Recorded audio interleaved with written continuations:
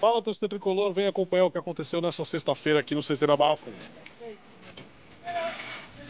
Os atletas iniciaram o dia com aquecimento focado em mobilidade e também em fundamentos técnicos.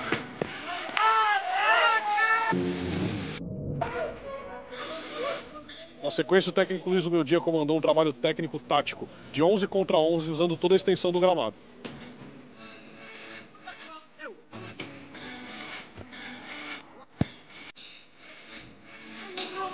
Por fim, os jogadores praticaram ainda bolas paradas.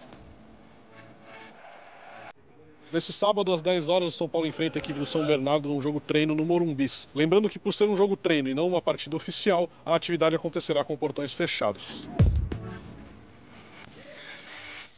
Você acompanha um pouco mais sobre essa atividade contra a equipe do São Bernardo amanhã no Direto do CT.